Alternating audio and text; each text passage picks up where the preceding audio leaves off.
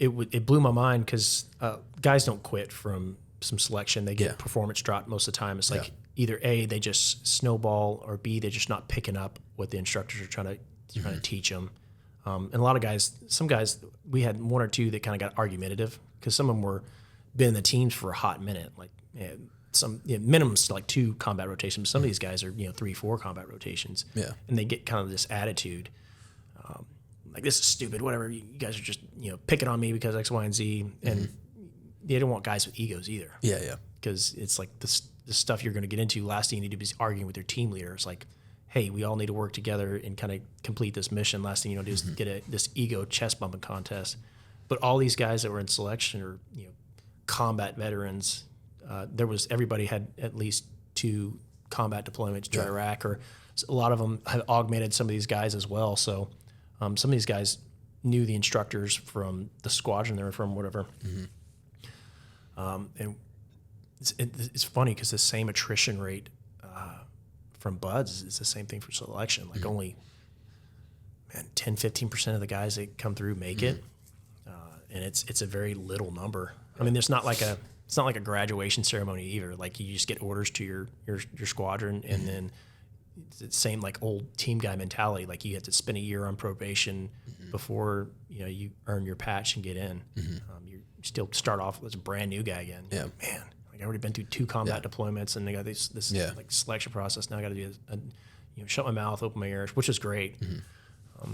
The unit, the squadron I was with was known as one of the harder ones, I guess, because they would work long hours, and most of their training trips were super focused on training. Like every squadron had like their flavor of personalities, which was great because each one had a little different, but we're universalized to the 4. But like walking into the team room the first time, it was still in the old building that they used to have that was there since the 80s, like the same halls that Dick Marcinko used to walk with these halls. I know his name. Yeah. So it was like seeing these guys, like they were giants of like super fit, like super motivated guys. Everybody had a beard because it's the same thing. Like I got lucky but unlucky. When I got to the squadron, they all got back from deployment, and it was same thing. Like these guys meeting my team leader for the first time, and it wasn't like, hey, new guy, shut the fuck up and do this. Like they were like, hey, dude, welcome to the team. This is what you're going to need. Make sure you have it squared away. Make sure you pack your on-call bag. So basically, we would have points in our workup cycle where we'd be on call and have to blow out anywhere in the world. We had to be so close to the command. I've heard. I mean, I've heard some of those units. Basically, when you're on call, it's the same thing. Everybody goes through rotations, but it's like, hey, make sure that bag's packed tight on the basic essentials, because if we have to blow out tomorrow, you need to be able to grab your bag and go. Yeah, and you can only go so many hours from a base or whatever. You had to be within a small circle, because if you got recalled, it was funny because I got issued a pager. Like, man, it's 2009, and I got a pager. But, is it the sweet old one too? Oh, it just had the one. It was like the one. It wasn't even like the cool ones that had like you could talk or whatever, or you know what I mean. It would like send a message. It was just the little old school pager, little screen on it, and they could type in messages with it because it had like a deal, but they would just have codes for different things. We had one during selection because we had to carry those on us all the time because one of the days they recalled us for a legacy test, and it usually happens. You always feel about it like, oh, it's going to happen. It usually happens like on a Sunday night or something during the weekend at like 3 o'clock in the morning. So after you get, just like any other selection process, after you kind of get your routine established and further into it, we start getting comfortable going out on the weekends and, having a good time and drinking and whatnot. And I remember when I was going through selection, me and my buddy from Team 5 that was with me, we were out at a bar just enjoying it. It started getting really late at night. We're getting super drunk. Like, there's no way they're going to recall us tonight. So we get pretty hammered that night. We, take a taxi back to to Little Creek, or not Little Creek, Dam Neck, the base. We come stumbling in the barracks room because we were West Coast guys, so we stayed on the barracks. And as soon as we hit the pillow, the pager starts going off. Beep, beep, beep, beep. Like, no way. And we're like still kind of drunk, and we haul our butt to the classroom, and we have to do this legacy test. So you like, you have to bench press your body weight like 20 times, and you had to do like 25-pound pull-ups a certain amount of times, and you had to run 5 miles in like this is like 32, 35 minutes. It was a fast pace. Yeah. Like 7 minute, 8 minute miles. Yeah, something it was like that. rapid. So I was like, I remember doing that, and I was still like, You're probably feeling great. on the run, I felt great. I was like, man, like my blood's thin. You know, I'm not really thinking. And I did real well on the run, and of course after that, they give you a little time to kind of reset because we started off like it was like I said 2-3 o'clock in the morning, and then after that whole legacy test, you go and go back to your barracks, kind of clean up or whatnot, and then you start your day at 6 a.m. I'm sitting there after all that, feeling pretty good to pass the test, but then the hangover starts hitting, and I start just throwing up. This is the worst decision I ever made in my life. Yeah. But you get to the second deck, and I get issued a pager. You go through all the gear selection. The warehouse is just full of top of the line gear. I guess like pretty much a storage unit full of gear for any situation imaginable, like wetsuits, cold weather gear, warm weather gear. You have everything underneath the sun that you could think a warfighter has. Like I wish I would have. You see some of those pictures guys take nowadays for Instagram, where they lay down, have all their gear. Yeah. Like they would have to have an aerial photo. Like it filled up. Yeah. It filled up a storage unit from top to bottom, left to right. How much stuff you had? Like everybody had cages and stuff. But so when you guys get into that mentality, I mean, there's probably plenty of missions to go around, but you guys are kind of competing with Delta or you know what I mean? Like, do you guys conflict on missions, or how does that because you guys there's you guys and then there's like CAG. So at the time, CAG and us, like CAG was still focused on Iraq. I think that was a early coin toss flip back in the day. Yeah. So development group had Afghanistan, CAG had Iraq. So I remember at Team 5 on the white side, hearing about the CAG guys hitting stuff in Baghdad and stuff that, and little birds zipping around. And I was like, oh man, who are those guys? Oh, those are Army CAG guys. It's Delta Force. Yeah. But our guys, the command was over in Afghanistan, and so I think that's how they kind of split it. I don't know if it was a coin toss or just a decision. But it wasn't really competing per se, because I remember working closely on some of our workup stuff with those guys. We had like SEAL Team 4 and Team 5, we deployed about the same time. Like CAG and us had like a squadron that would deploy at the same time too. Yeah. And so we worked closely with those guys especially during when we were on call, because we'd work with those guys. Those guys would have an on-call rotation too. Because 160th, you guys shared that asset, correct? Yeah, 160th I mean, under US SOCOM or whatever. You guys. Yeah, it was. So SOCOM was different, and we had a JSOC JSOC. Sorry, JSOC. Yeah. Yeah, JSOC was the tier 1, tier 2 type assets. Like it was us and Delta that were the assaulters operationals, and then TF 160th was the Army pilot program. Those guys could do things with helicopters that I couldn't even believe. Like little birds, like, oh yeah, those are like small, quick, fast, and very maneuverable. The things they would do like with Chinooks too. I was like, how can you get that big tube with a double blade whompers to move like that, and like the way they would like skirt around the mountains and stuff? It was crazy. No, we like you think about it like outside looking in, like, oh, I bet those guys hated each other. Like we worked closely with the Delta guys, and like a good exchange of information. I don't know if it's just kind of professional respect, but I mean, we had a couple things that we did collectively where Delta would wrap up a guy and they'd throw him on a boat that we would take possession of him, and then bring him back to wherever we'd keep him as far as the capture piece.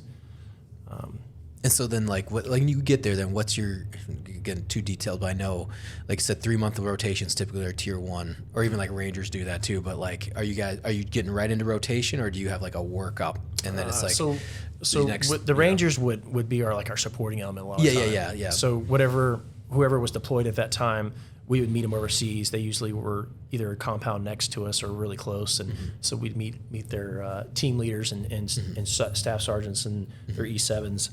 And so you did team up with Rangers then? Okay, so because I know they do, like they call them like the security boys, So my first deployment, I was at an outstation with the command, and we were close. We were up in Koust, basically right after the suicide bomber blew up. Those contractors, Blackwater contractors. Yeah. I remember that because Well, one of the guys that blown up was a guy that I knew from the white side named Josh.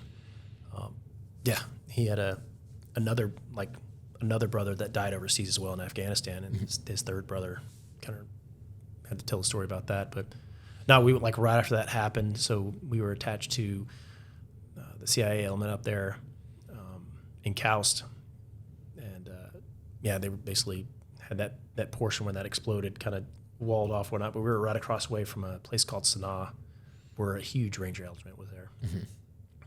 We turned over with the squadron that was there before us, and they were like, hey, be prepared. Like, they know who's at this compound, kind of, and you'll get incoming fire, because they just got in this huge firefight weeks before we turned over with them.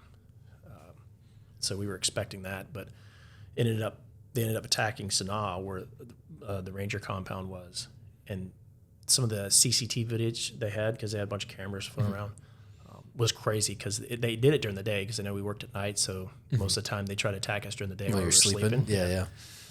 Just like we used to do to them. But so they drove this big van full of explosives and blew up the big T-walls. So suicide bomber comes in, blows up the side of the T-wall, and then they kind of come in with other vans, and guys are piling out. Yeah. And the CTC footage is funny, because you have this terrorist bebopping with all these like RPGs on his back. Yeah. He's walking with like 2 AKs, and he's like just shooting at random people. Yeah. And you see these Ranger kids, because most of the Rangers are young dudes. Yeah, they're younger dudes, yeah. But they were like running around in like silkies and or plate and helmets, because they just either jumped out of bed or they were just getting ready for PT. So running around with shoes, like trying to shoot these terrorists that like tried to infiltrate their base. Yeah. I mean, they destroyed them, but Yeah. it was funny to watch some of that CTT footage. Yeah, that's wild, yeah. Because that was, what year was that? Was that 2010. 10? Yeah, because I was going to say, I remember when that happened, because I was just getting on the CIA contracts for protection. That's what those guys were. Yeah. As they were the Blackwater contract, I believe, if I'm correct. Yeah. You know, and we had heard stories about all that stuff too, with because you know, I'm sure you have too, obviously worked with the CIA assets, and then once you start working with them, you're like, oh, so you're the CIA. Yeah. You know what I mean? Like, oh, okay, thought you guys were like high speed secret squirrels, and you get there, or at least on my end, you're like, the is this? You know, like, you're like, wow, okay.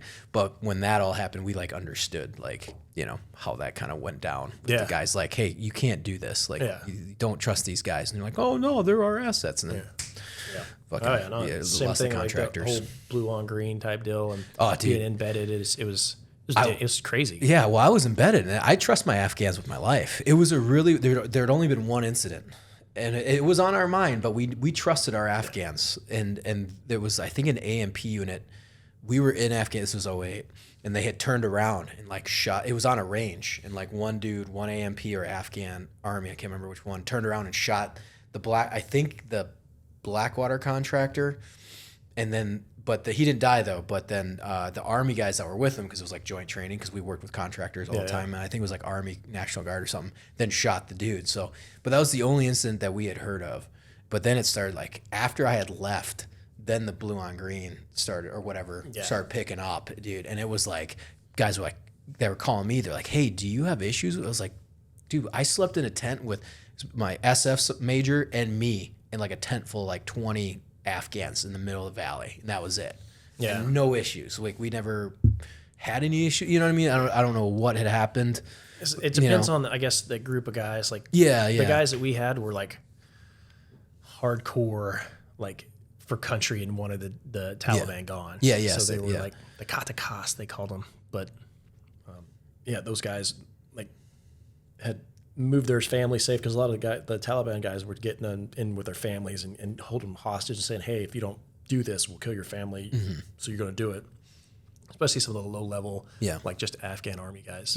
But we, same thing. We had a lot of the special forces Afghans that we called them. So a lot of those guys were either vetted really well or, were kind of harder to, I guess, infiltrate and make as a double agent kind of deal, because they were there like, hey, we know you guys are here to get rid of the Taliban, to bring back Afghanistan like it was in the 70s. You've never seen pictures of Afghanistan in the 70s. It was like, it was nuts. It was completely night and day. It's like everywhere else in the 70s. Like, girls were wearing skirts, and like it was a good tourist town. Like, the people skiing on some of those mountain ranges in Afghanistan that we're sitting there getting in firefights on. Exactly. I was talking with my Afghan, my company commanders too, and I was like, "Hey, what was it like pre-Soviet era?" And they're like, "Dude, they're like, it was kind of like the Dubai of the Middle East. Like a lot of Europeans would come and they would go skiing. It was known for skiing back in the 60s and 70s. Like they're like, I remember being a kid, like, you know, because they were kids back then, you know, and they were like, yeah, we just like, it was fun. You know, you had tourists coming in, and then you would hear about the hippies in the 60s, you know, being like, oh, the Afghan Kush, the weed coming out, and they would backpack through Afghanistan. It was like a, you know, not everyone did it, but it was like a heard of thing to do, you know. It's kind of like going to the Swiss Alps and stuff. It's exactly, like a lot of mountaineering and hippie stuff, and it was the 70s. Yeah, it was awesome. Everybody's focused on Vietnam then. Yeah. And especially you guys were, coast is what? That's in the north, right? Yeah. So you guys were kind of in the mountains. Yeah. We were mountains too. So it was like, I understood. I was like, man, this is a beautiful place. I loved it. Yeah, it was like when I was up during the day, just looking at the mountain range, just going, man, if this wasn't a war zone, I'd be confused. Like if I just took a picture of this and sent it home, like, oh, it must be nice hanging out in, you know, the great mountainous regions of where you at? Afghanistan? Oh, never mind. Yeah, exactly. Yeah. So how was that first one? Did you guys do like direct action? Was it more? Because I know some SEALs, of course, there was Whiteside. Like Jeff Reed, he was Village VSO mission, and so it was those guys did a lot of VSO stuff. Yeah. I won't talk about it too much, just because that first deployment, like outstation work, is I guess the best way to put it. But I mean, we worked.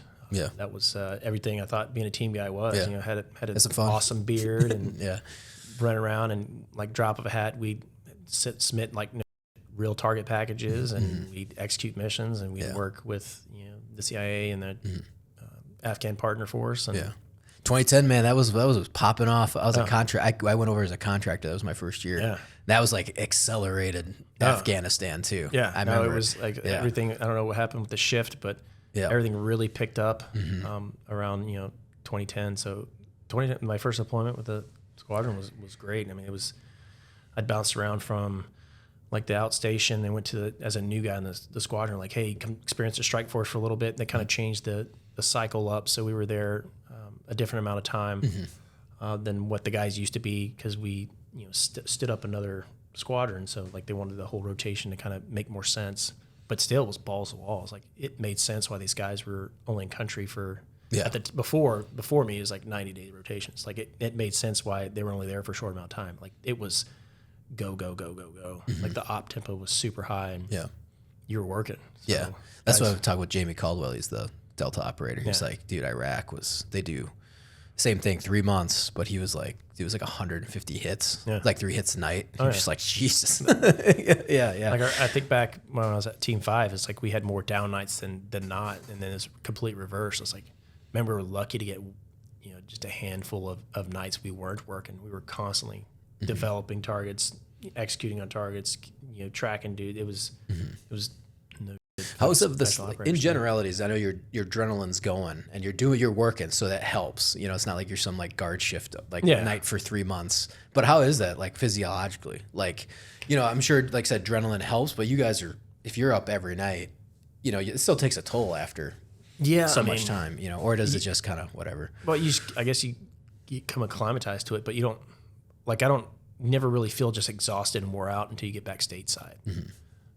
Like post deployment, and then kind of you have that little time to go on post deployment leave and whatnot and get ready for the next work, because it was a high turnover rate as far as you get home, you get like a week or two, and then you're starting your work up for being on standby, on call, the alert cycle. But we averaged, man, I didn't really track it, but some guys say we averaged like 280 days out of the year we're gone from Virginia Beach. Yeah. So it's either training, deployed, blowout mission, or last minute kind of stuff. So you're barely home. Yeah. You're barely relaxing. There's no such thing as, hey, let's take a break, guys. And it's like, no, like the war machine was moving, and it must have been a combination of adrenaline and focus on the mission, because you don't realize how exhausted you are until you slow down for a minute. And No, I know. Yeah. I look back on I did, and I'm nowhere near that, but it's like, so you look back in those years, you're like, Jesus, man, you know, like my first pump, when you're in it, you're not, that was like my worst baseline because we were doing, we were up 3-4 days straight, got 2-3 hours a night. I was a straight private ground pounder. So it's terrible. Yeah. It's like the worst, I got to take all the details too on top of that, the burning shit. And then we're out on QRF and then we're getting shot at. It's 120 degrees. Marine Corps is breathing down your, it's like try to repeat that to, like later on. Yeah. And you're like, dude, it's like some stuff you could do like when you're like 19. You're like, it's the only time you can do it. Your body can recover that fast and be ready to go. Yeah. Cause some of those guys, when you get older too, like my squad leader probably wasn't his worst pump because he was a squad leader. Yeah. He didn't have to do everything I did, even though he was a squad, it's just like, just cause I'm in that position, it just fucking sucked, it was terrible. But so was there like, without getting the details, what was like some exciting you guys did? I mean, like what was like, hey man, that's what I joined for. This is some wild, Yeah, man, I can talk a little bit about one of the missions we did on our first deployment. We were tracking some guys walking in middle of the winter in Afghanistan because I got lucky once again when I got to the squadron and had a Christmas rotation because they rotate so often that it kind of filters out Christmas, summer. But I went right into another Christmas rotation. So most of my time in the military, I was deployed during Christmas holidays, Thanksgiving, stuff like that. But Afghanistan is way more snowier and icier during the wintertime. So I remember that first deployment.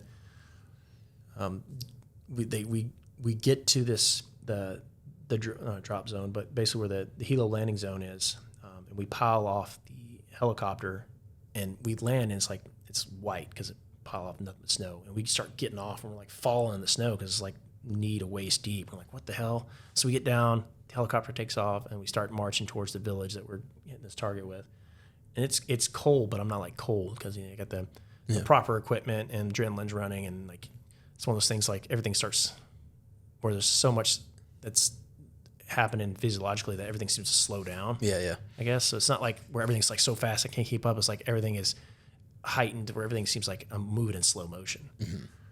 So we get to walking up to this village, kind of getting up this hill. Everybody's slipping on the ice, and you get those moments where you're watching guys bust, and you're laughing at them as they're trying to walk up this hill, and their feet's like slipping like this. And then like feet ass head, and they look down, and they are kind of frustrated. Everybody's giggling, but then as soon as you get to that spot, trying to avoid it and be careful, there's no way you're slipping too. Just kind of a chain effect. So we come up on where we're hitting this village, and before we get there,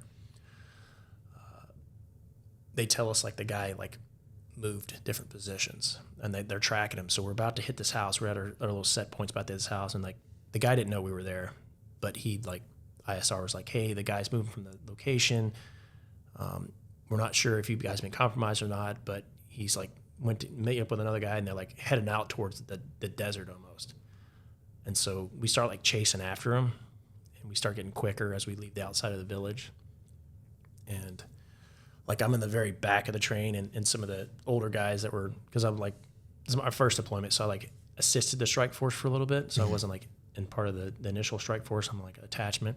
So I'm trying to keep up at the back of the train, and all of a sudden I hear this like major firefight going up front, like a land warfare style stuff. I'm like, so I'm trying to move up there and get it.